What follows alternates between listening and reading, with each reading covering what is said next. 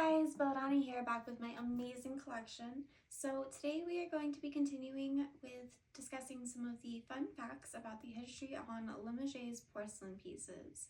I want to, give you some more awesome new information as well as break down some of the things we've discussed so far. One of the things we talked about last time is that there are artist lines of Limoges pieces that are marked based off of the artist responsible for the original artwork that they are depicting rather than the artist who actually put together the piece itself. I have a few examples of that here, and one of those is this tiny little brass compact with this porcelain topper to the lid, and it is a Limoges porcelain piece featuring the artwork of Fragonard, and it features this little courting scene set in a beautiful little garden. We're going to give you a closer up look at that. Fragonard was a famous French painter during the 18th century who was known for his Baroque and Rococo style pieces. The love story, or the courting couple series, that this image comes from is exceedingly popular.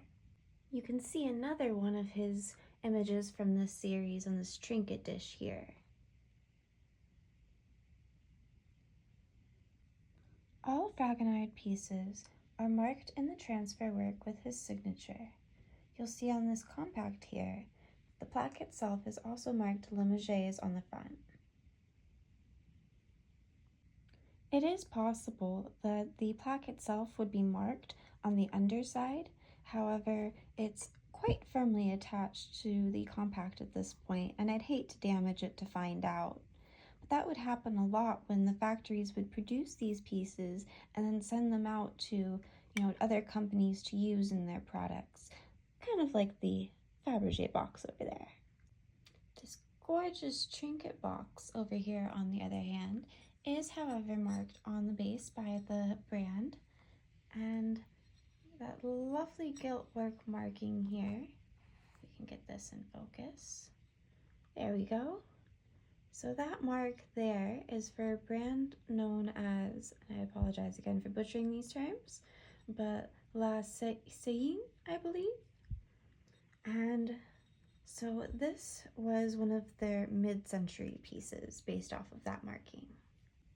Something that's common with all three of my artist pieces here is that they're all Transferware images that are done in a Rehausse Main style. Items done in a Rehausse Main style may have some partial hand painting or decorating, but the main body of their artwork is done by Transferware or decal. But now, that's not to say it's not still a work of art requiring expertise.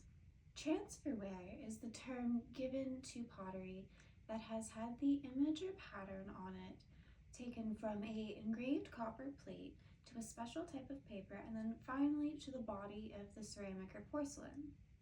While produced primarily on earthenware, it is something that is found on things like ironstone, bone china, and such as these items here, porcelain. These copper plates could be hand engraved to have either an original artwork that they were trying to mass produce, or mass producing or reproducing the existing artworks of famous or well-known artists. High-end transferware pieces are often marked veritable porcelain-topped, which basically means porcelain art, as it was very much considered a type of artwork such as a high-end reproduction painting would be.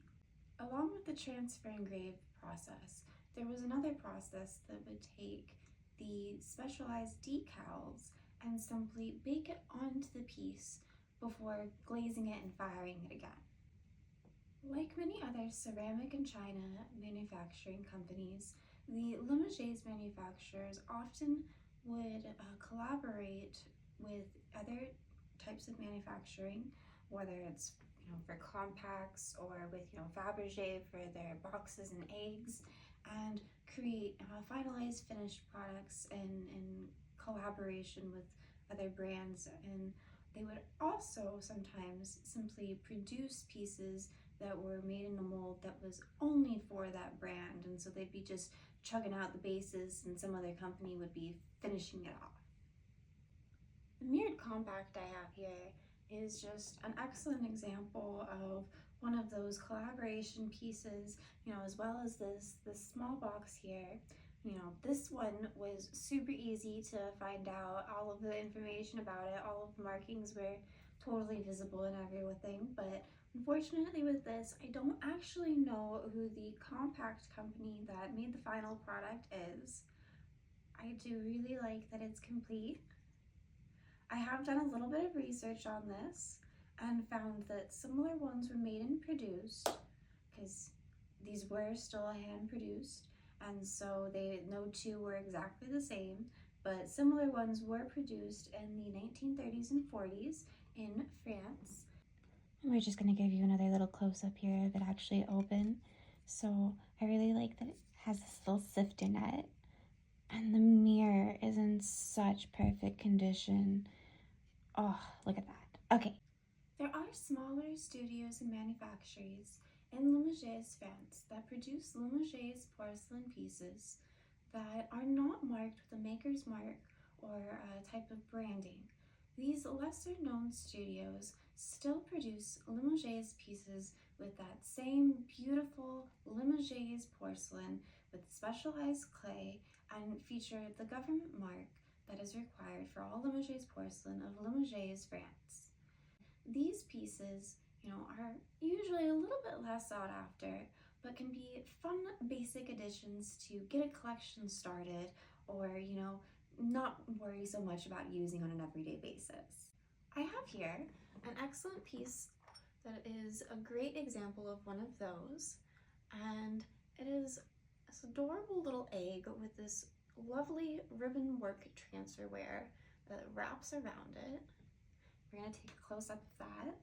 So this tiny little egg-shaped trinket box here is completely done with transfer work. And it has that beautiful, beautiful white porcelain, that lustrous hue to it. Absolutely glows. But pieces like this are less sought after due to their less artistic nature. And so you'll see here the Limoges, France, and the green on bottom. If you made it through this long and actually watched my whole video, congratulations. Not many people did, I'm sure, but thank you so much for staying tuned. I know it was a lot of information, but I hope you enjoyed learning about all of these fun facts as much as I enjoy them. And, maybe next time you're out at a local flea market or garage sale, you'll be able to use some of this information to add to your own collection and start your own treasures. Thanks for watching.